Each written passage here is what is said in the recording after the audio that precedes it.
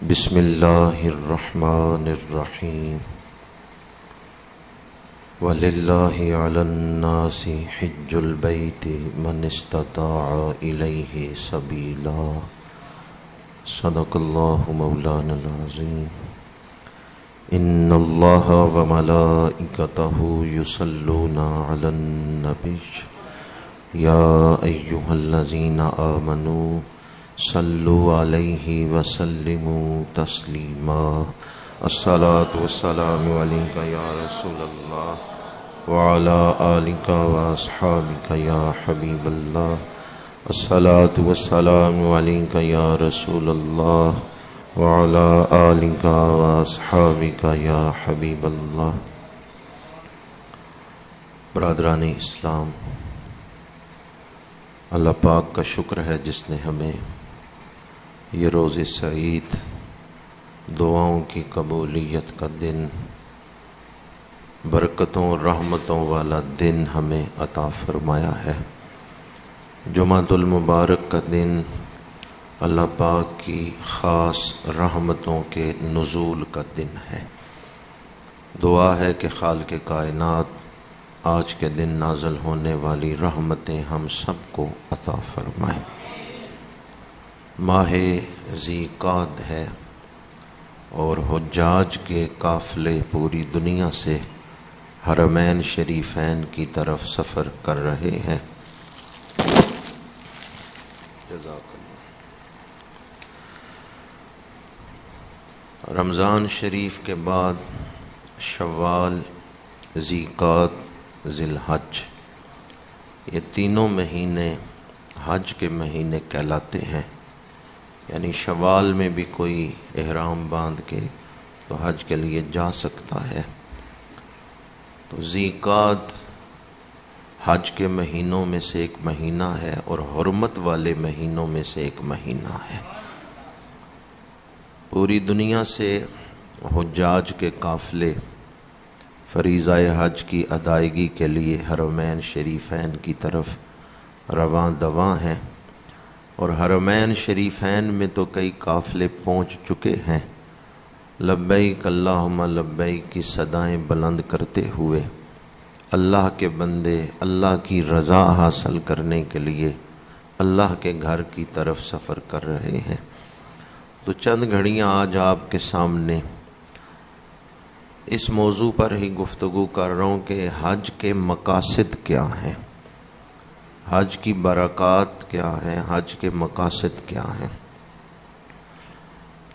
تاکہ ہم شعوری سطح پر اسلام کی عظمتوں سے آگاہ ہوں اور جو عبادات اسلام نے فرض کی ہیں ان کے اندر جو حکمتیں ہیں وہ تو کما حق اللہ اور اس کے رسول ہی بہتر جانتے ہیں، لیکن چند ایک حکمتوں سے آگاہی حاصل ہو تو ایمان میں بھی اضافہ ہوگا اور عبادت کرتے ہوئے بھی زیادہ حلاوت محسوس ہوگی۔ حاجی تو جا رہے ہیں لیکن ہم یہاں بیٹھ کے ہی ان جگہوں کا ذکر کر کے اپنے ایمان کو تازہ کر لیتے ہیں۔ تو حج کے مقاصد کے حوالے سے چند گھڑیاں گفتگو کروں گا۔ اللہ پاک مجھے حق گوئی کی توفیق عطا فرمائے۔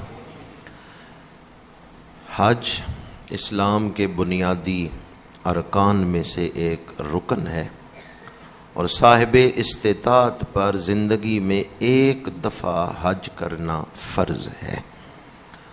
جو حج کو فرض نہ مانے وہ تو دائرہ اسلام سے ہی خارج ہو جائے گا، اور جو حج کو فرض مانتا ہے لیکن ادا نہیں کر رہا تو وہ گناہگار ہوگا۔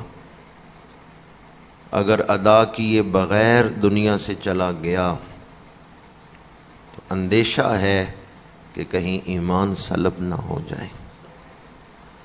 تو اس لیے جب حج فرض ہو جائے تو پہلی فرصت میں حج ادا کرنا چاہیے۔ حج بڑی محتم بشان عبادت ہے۔ نماز بدنی عبادت ہے، زکوٰۃ مالی عبادت ہے، لیکن حج میں یہ دونوں جمع ہیں۔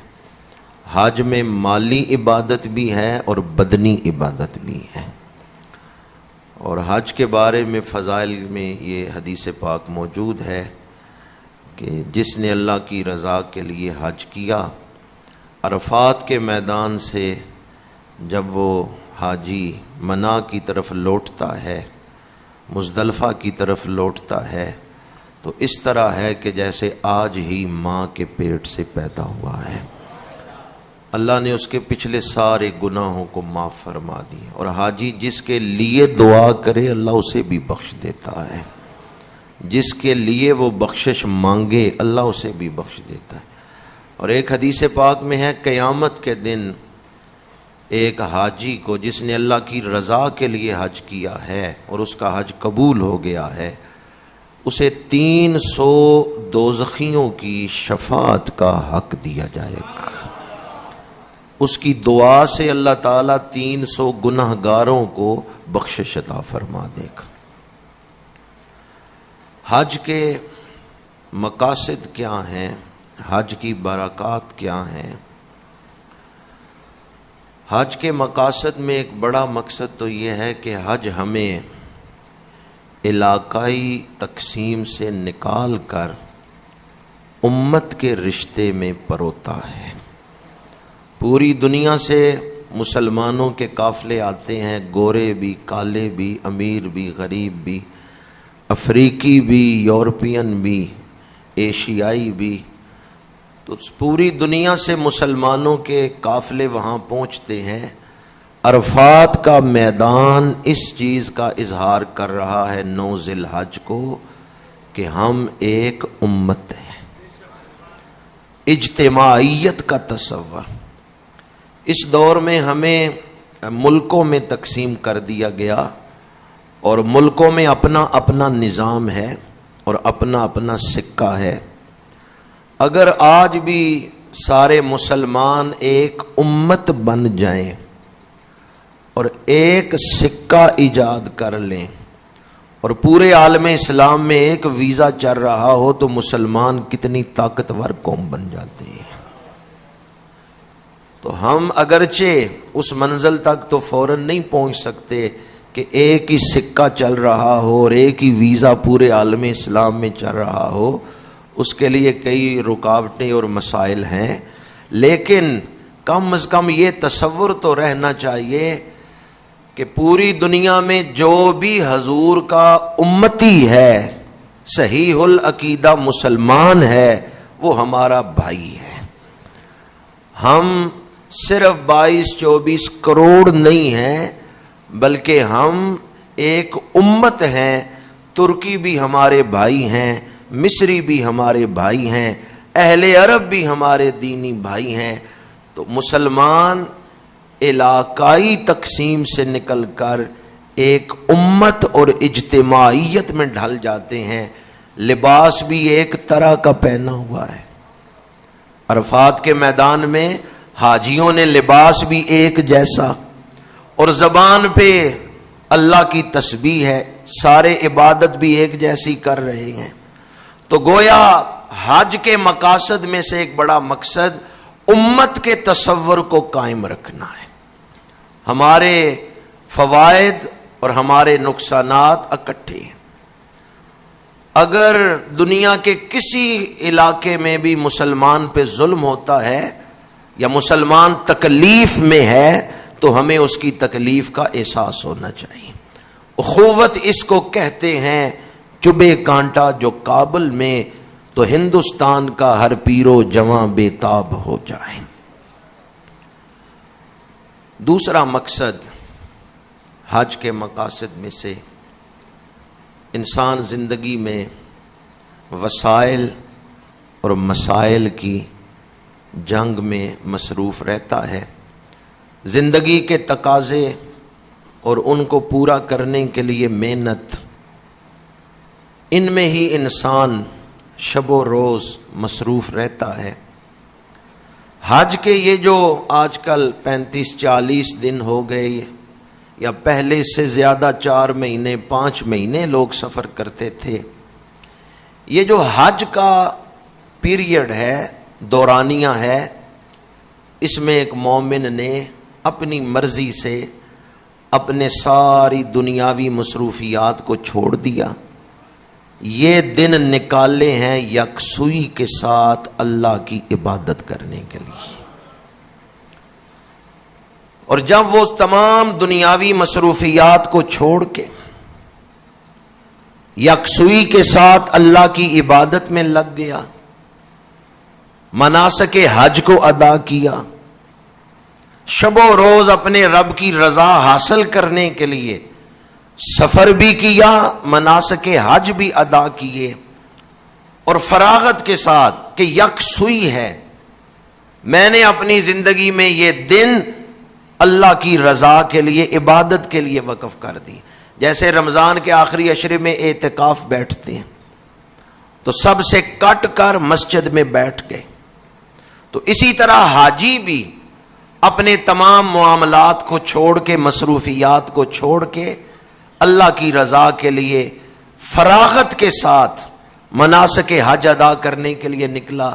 اب اس کی ساری توجہ ایک ہی چیز پہ ہے کہ میں نے اپنے رب کو کس طرح راضی کرنا ہے اور مناسک حج کو کیسے ادا کرنا ہے۔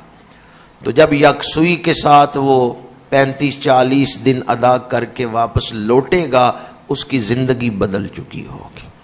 لیکن افسوس یہ ہے کہ آج کل حجاج حج پہ جاتے ہیں لیکن یکسوئی حاصل نہیں ہوتی، وہاں جا کے بھی انہیں توجہ حاصل نہیں ہوتی، پتہ نہیں ہوتا کہ کس جگہ پہ آئے ہوئے ہیں، اس مقام کی شان کیا ہے۔ بعض بزرگوں نے اس کے لیے ایک مثال دی ہے۔ دلی میں ایک بادشاہ بھیس بدل کے رات کے وقت، مغرب کے وقت ایک عوامی اڈے پہ کھڑا ہو گیا جہاں پہ ٹانگے پہ سواریاں بٹھائی جا رہی تھیں، تو بادشاہ بھی بھیس بدل کے ٹانگے کی پچھلی سیٹ پہ بیٹھ گیا۔ سواریاں آپس میں گفتگو کر رہی تھیں تو اس بادشاہ نے کہا کہ یہ جو آج کل حکومت کر رہا ہے یہ کیسا آدمی ہے۔ اب سواریوں نے اس کی مخالفت شروع کر دی، اس کے خلاف بولتے رہے۔ کچھ فاصلے پہ جا کے ایک سواری نے اترنا تھا، اس نے کوچوان سے کہا بھئی ٹانگا روکو، اور پھر جب وہ ٹانگے سے اتر کے اس نے ٹانگے کی طرف دیکھا تو بادشاہ بیٹھا ہوا نظر آیا۔ یہ جو سواری اتری ہے یہ بادشاہ کے خلاف باتیں کرتی رہی ہیں، لیکن جو ہی اس نے سواری سے اتر کے دیکھا نا کہ جس کے خلاف میں باتیں کرتا رہا ہوں وہ تو ٹانگے میں بیٹھا ہوا ہے، تو یہ لرزنے لگ گیا۔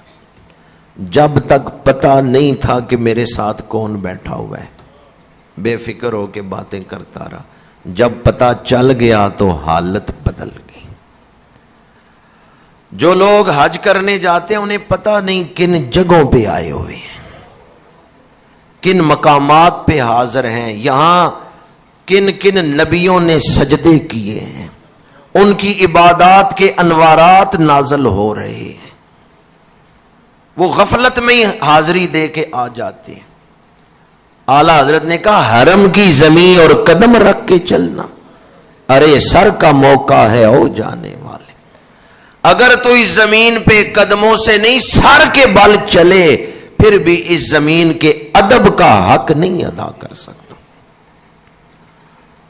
تو حج کے مقاصد میں سے ایک مقصد یہ ہے کہ انسان اپنی زندگی میں مخلوق میں ہی نہ کھویا رہے، دنیاوی مسائل میں ہی نہ کھویا رہے، وہ اپنے رب کی طرف بھی دھیان دے اور فراغت سے کچھ دن اپنے رب کی عبادت میں مصروف رہے۔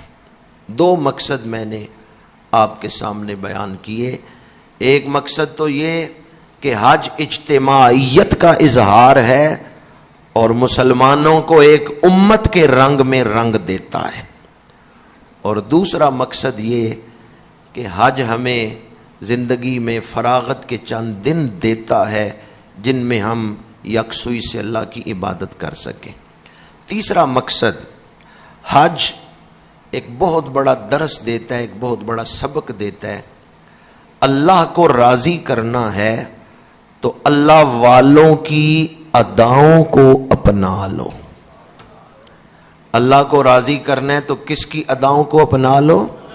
اللہ کے مقبول بندے، اولیاء اللہ، انبیاء، یہ جو اللہ کے مقبول بندے ہیں ان کی نقل کرو، ان کی اداؤں کو اپنا لو۔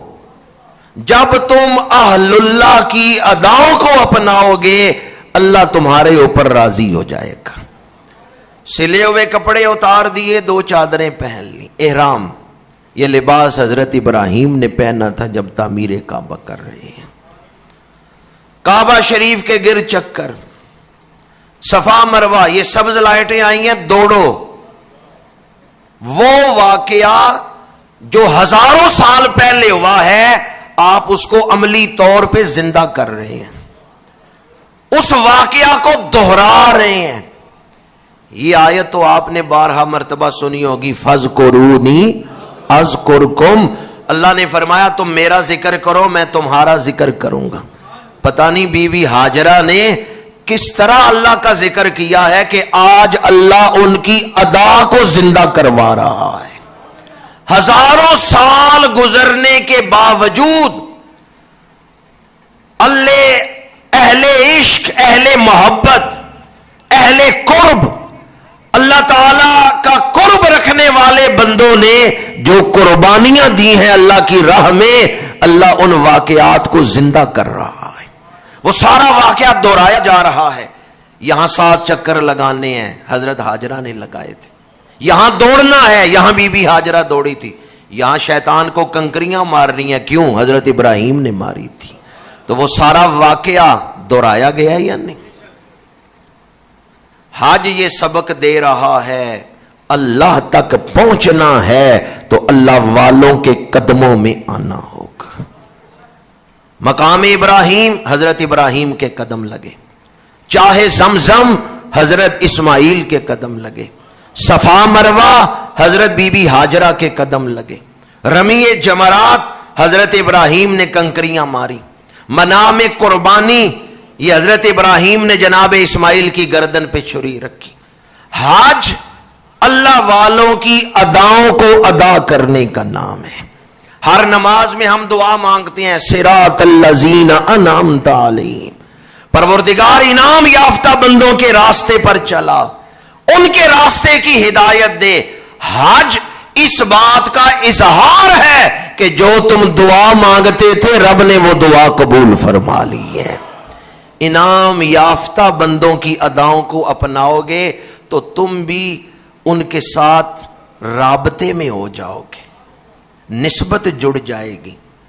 جو جذبات حضرت بی بی ہاجرہ کے تھے نا صفا مروہ پہ دوڑتے ہوئے، ان میں سے کوئی ایک لہر، کوئی ایک خیرات کا ذرہ تمہاری روح تک بھی پہنچ جائے گا۔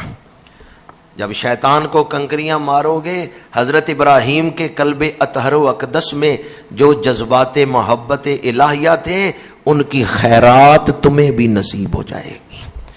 اس لیے حج ہمیں یہ تعلیم دیتا ہے کہ اللہ والوں کی نقل کرو۔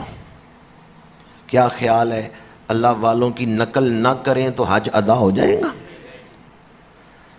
آپ نے سنا ہوگا کہ جب طواف شروع کرتے ہیں نا، پہلے تو آپ نے لاہور سے احرام باندھ لیا یا جہاز کے اندر احرام باندھ لیا میقات سے پہلے، تو کاندھے ڈھانپ سکتے ہیں، نماز پڑھنی ہے کاندھے ڈھانپ کے ہی، احرام سے کاندھے ڈھانپ کے ہی نماز پڑھنی ہے۔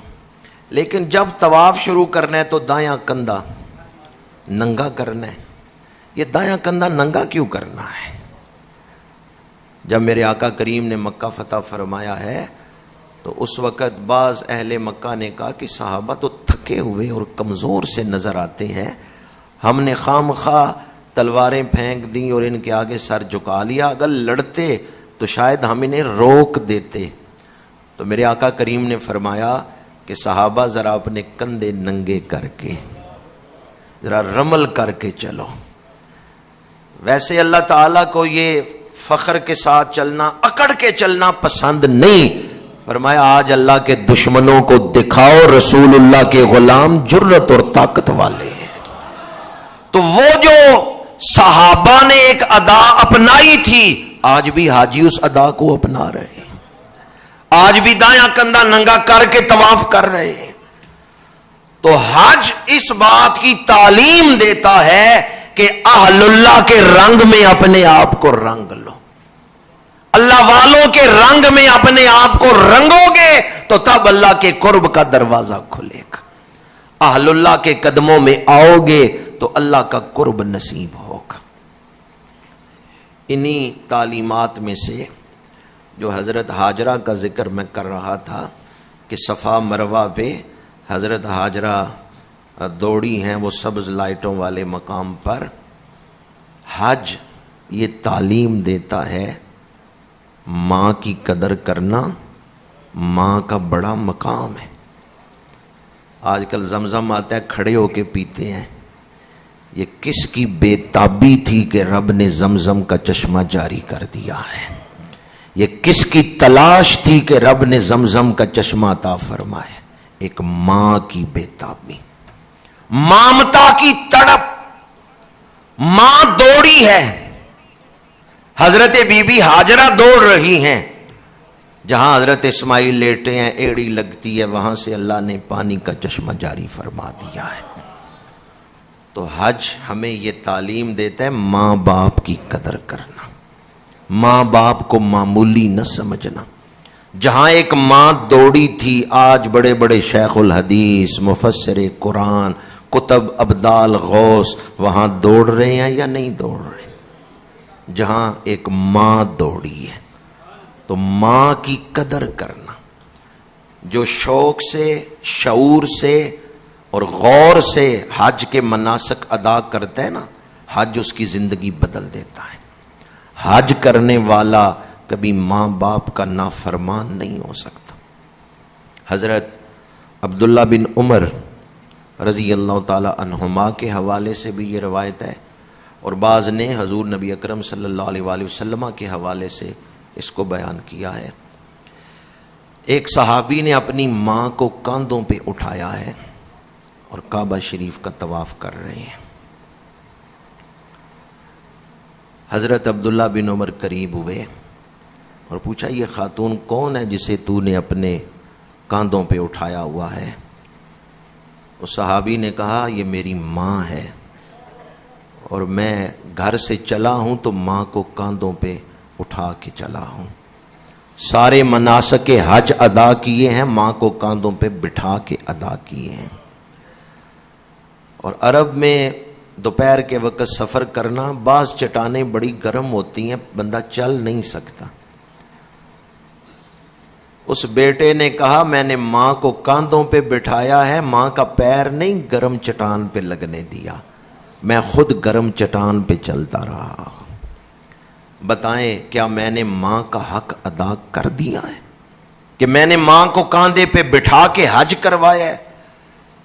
حضرت عبداللہ بن عمر نے فرمایا تیری ولادت سے پہلے تیری ماں کو جو دردیں اٹھی تھیں ان میں سے پہلی درد کا بھی تو نے حق نہیں ادا کیا۔ جو 9 مہینے ماں کے پیٹ میں رہا اس کا حق تو کیسے ادا کر سکتا ہے؟ جو 2 سال ماں نے تجھے دودھ پلایا تو اس کا حق کیسے ادا کر سکتا ہے؟ تو نے تو ان دردوں میں سے ایک درد کی لہر کا بھی حق نہیں ادا کیا۔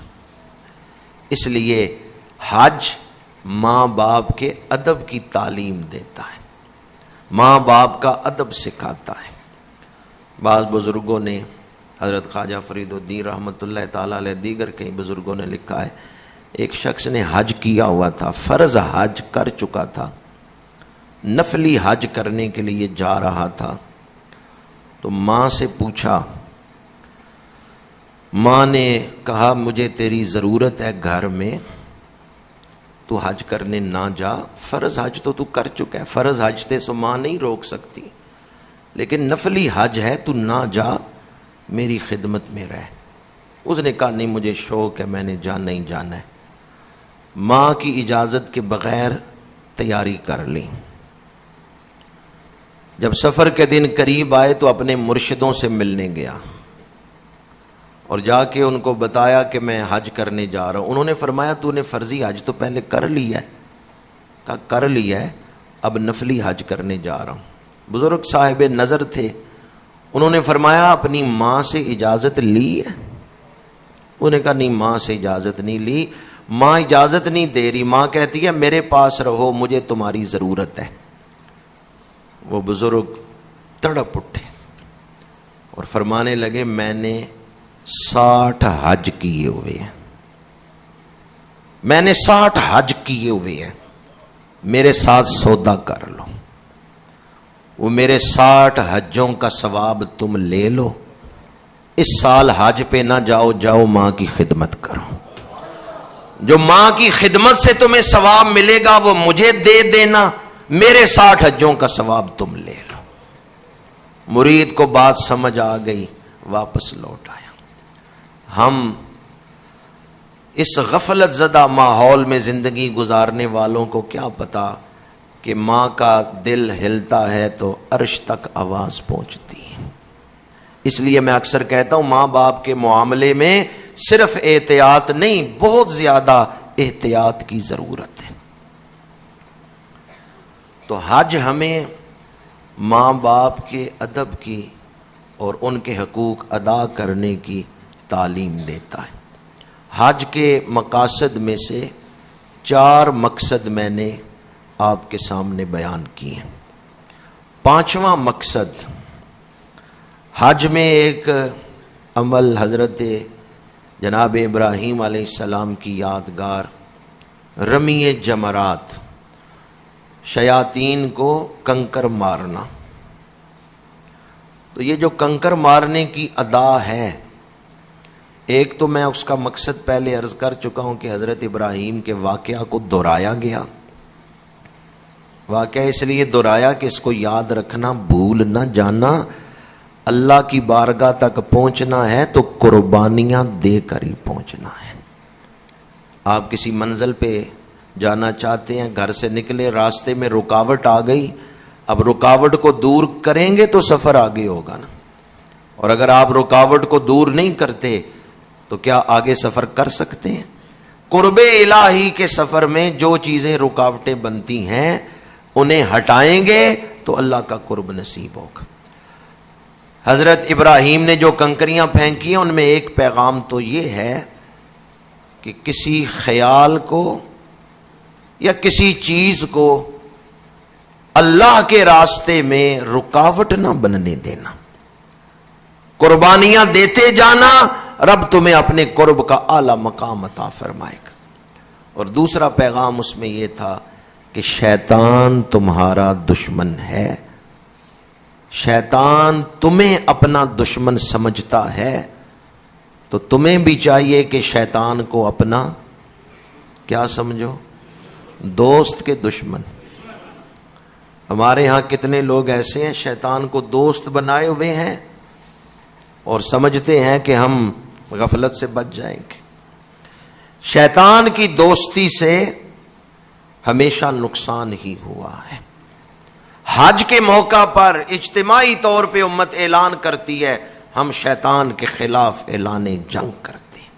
جب کنکریاں پھینکی جاتی ہیں تو اجتماعی طور پہ یہ اعلان ہوتا ہے ہم دنیا میں شیطانیت کو نہیں پھیلنے دیں گے۔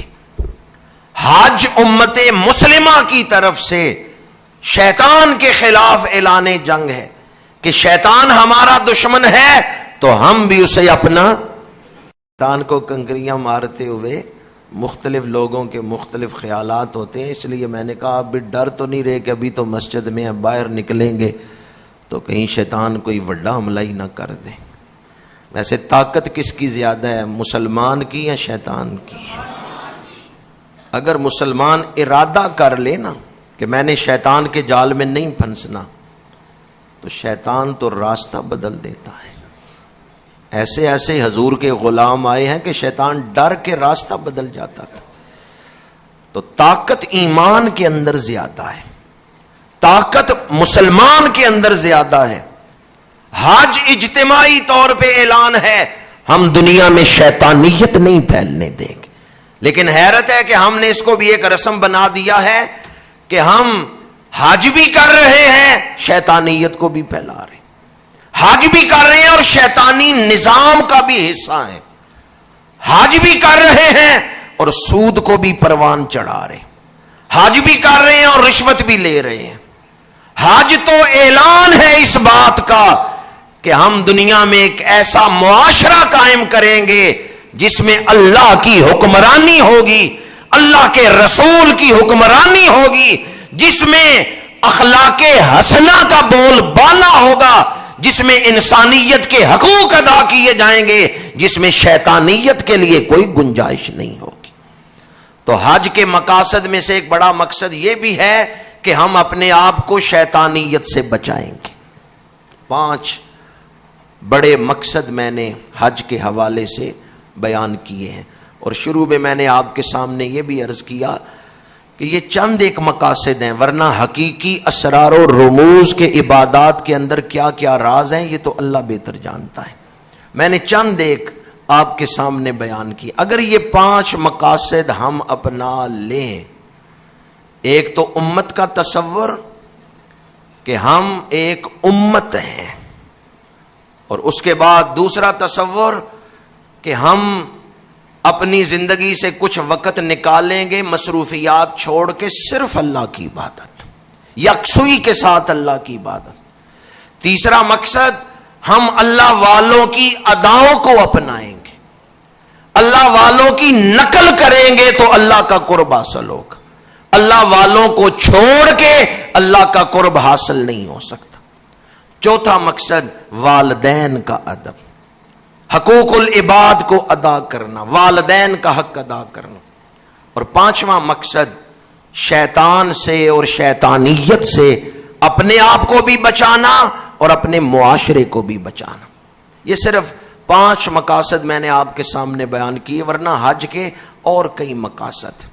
جب میں یہ بات کر رہا تھا کہ اللہ والوں کی اداؤں کو اپنانا، تو حضرت حکیم بن حزام رضی اللہ تعالی عنہ، ان کا ایک واقعہ یا ان کا عمل میرے ذہن میں آ رہا تھا جو بڑا ایمان افروز ہے۔ بڑے امیر صحابی تھے یہ حضرت حکیم بن حزام، بڑے مالدار تھے۔ حج کرنے کے لیے گئے تو 100 اونٹ اپنے ساتھ لے کے گئے۔ اگر ایک اونٹ 2 لاکھ روپے کا ہو تو 100 اونٹ کتنے کے ہو گئے؟ 2 کروڑ روپے۔ بڑے امیر صحابی تھے حضرت حکیم بن حزام۔ 100 اونٹ لے کے گئے کہ میں انہیں ذبح کروں گا قربانی کے دن، اور 100 غلام اپنے ساتھ لے کے گئے کہ یہ 100 غلام آزاد کروں گا۔ عرفات کے میدان میں 9 ذی الحج، عرفات کے میدان میں ان 100 غلاموں کو اکٹھا کیا جنہیں لے کے آئے تھے۔ انہوں نے کہا آج میں تمہیں آزاد کرتا ہوں، تم سب آزاد ہو۔ اس دور میں انسانوں کی خرید و فروخت ہوتی تھی، تو جب کسی کو آزادی مل جائے وہ بڑا خوش ہوتا تھا۔ جب ان غلاموں کو آزادی ملی تو خوشی سے ایک دوسرے سے ملنے لگے، مبارکیں دینے لگے، چہرے کھل گئے۔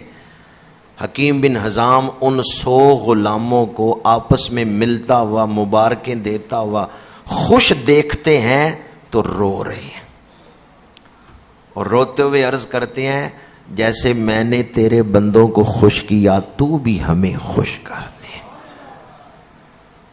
یہ میرے غلام تھے، میں نے انہیں آزاد کیا، ہم تیرے غلام ہیں، تو ہمیں دوزخ سے آزادی عطا فرما دے، تو دوزخ سے رہائی عطا فرما دے۔ 100 غلاموں کو آزاد کر کے حکیم بن حزام اکیلے دعا مانگ رہے تھے، پر سارے حجاج ان کے پیچھے جمع ہو گئے۔ آہیں، سسکیاں، ہچکیاں بلند ہو رہی ہیں، اشکوں کی برسات ہو رہی ہے۔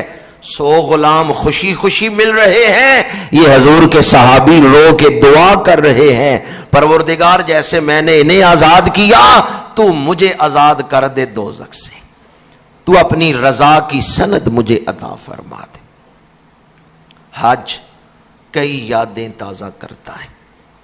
آپ میں سے تقریباً سب لوگوں نے، شاید ہی کوئی ہو جس نے زمزم نہ پیا ہو، سب نے پیا ہوگا، چاہے ادھر جا کے نہیں پیا ادھر تو پیا ہوگا جو تبرک آتا ہے.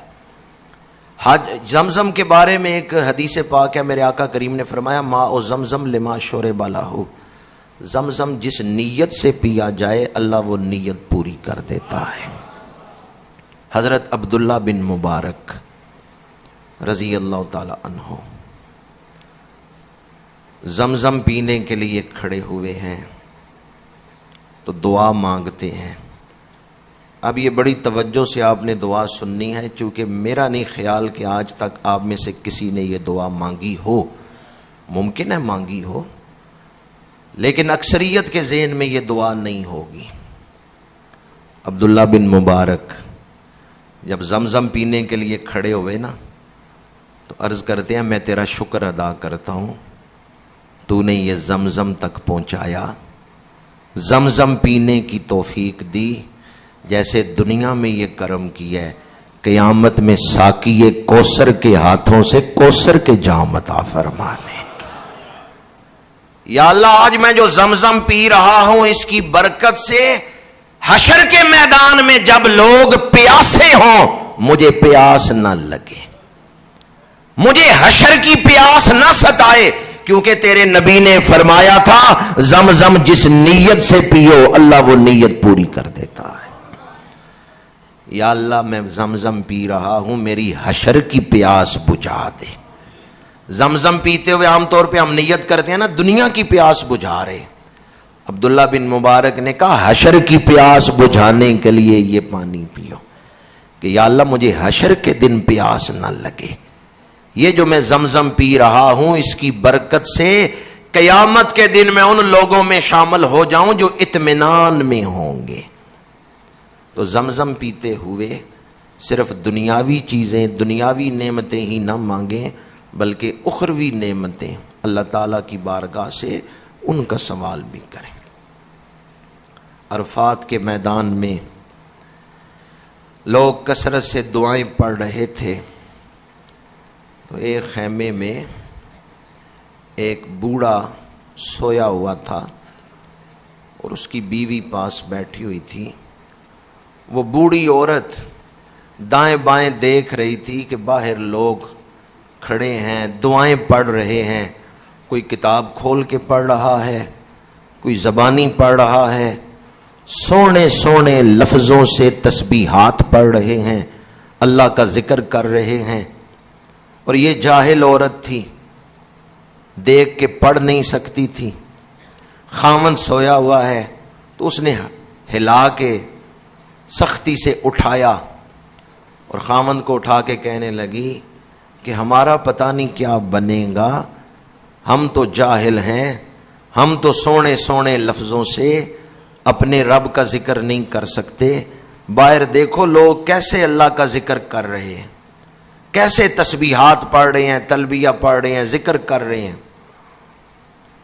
وہ بوڑھا اٹھا اور اٹھتے ہوئے اس نے بڑی پیاری بات کی. اس نے کہا جو ان کا رب ہے وہی ہمارا رب ہے، جس نے اتنا کرم کیا ہے کہ یہاں تک بلا لیا ہے وہ خالی نہیں لوٹائے گا، وہ کچھ نہ کچھ دے کے ہی بھیجے گا. وہ اہل علم ہیں، وہ پڑھ رہے ہیں، لیکن ہمارے دل میں شوق تو ہے، ہمارے دل میں تڑپ تو ہے. ہم بھی پڑے ہوئے ہوتے تو ہم بھی سونے سونے لفظوں سے تسبیح کرتے، لیکن امید ہے جس رب نے یہاں تک بلا لیا ہے وہ ہم پہ کرم کرنا چاہتا ہے، وہ ہمیں خالی نہیں لوٹائے گا. اسی طرح کا ایک واقعہ بعض بزرگوں نے مدینہ منورہ کے حوالے سے بیان کیا ہے. مدینہ منورہ میں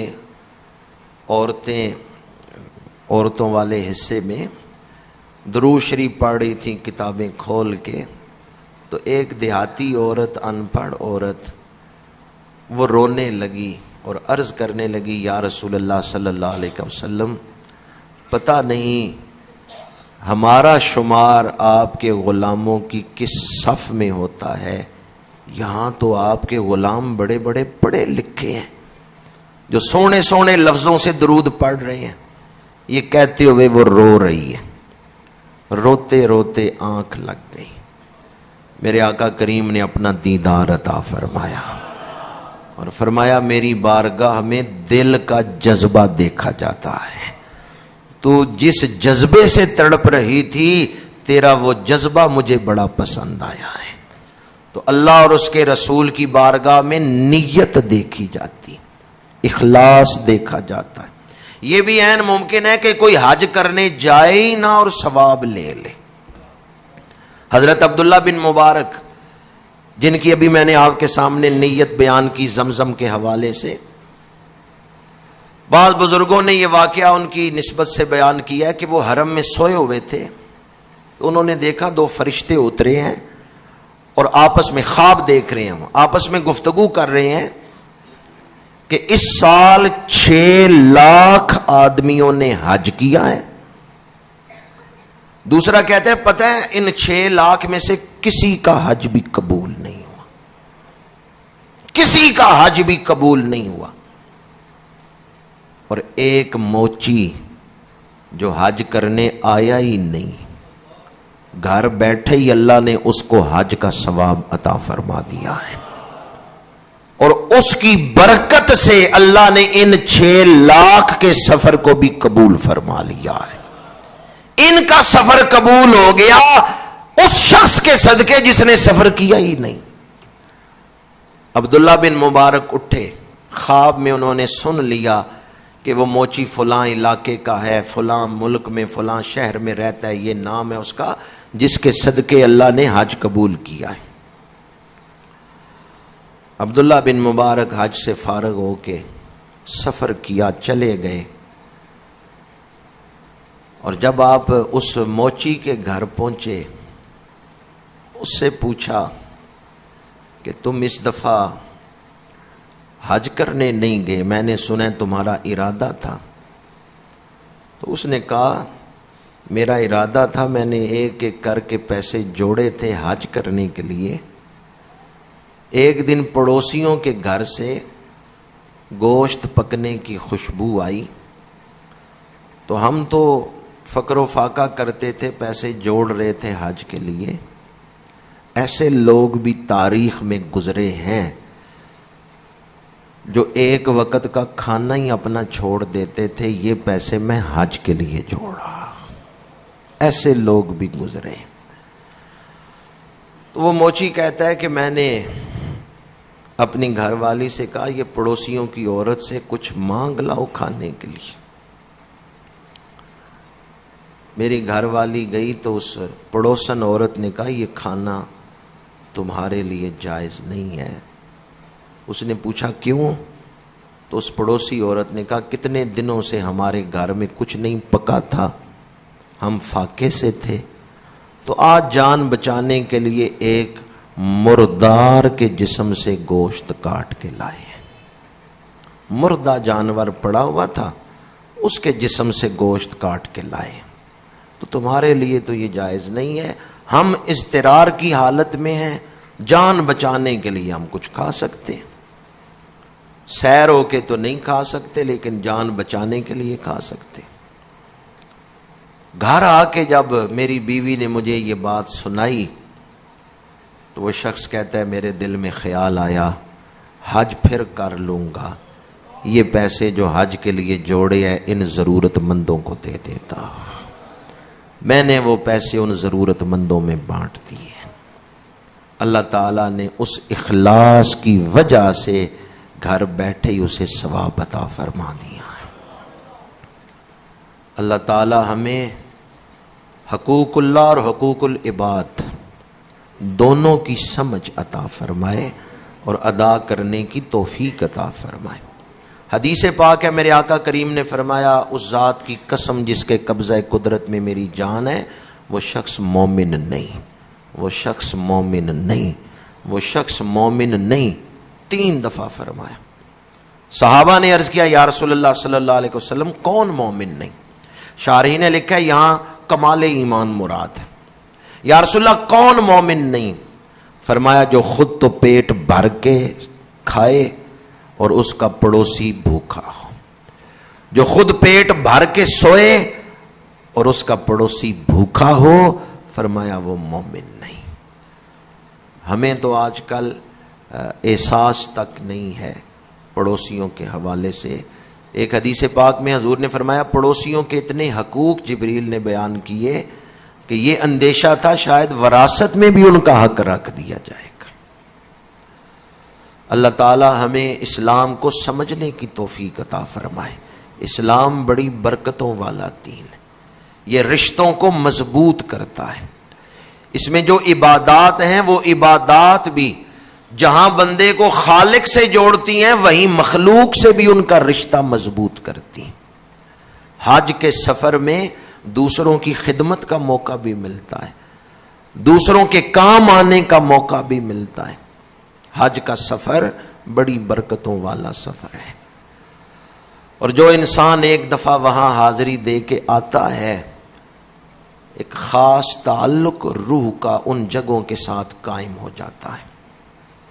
اللہ کریم نے جب انسان کو تخلیق کرنے کا ارادہ فرمایا تو فرشتوں نے عرض کیا پروردگار یہ انسان گناہ کریں گے، عام انسانوں کی بات تھی، تو یہ تیرے مقرب کیسے بن جائیں گے، تیرا قرب کیسے حاصل کریں گے جبکہ گناہ کرنے والے۔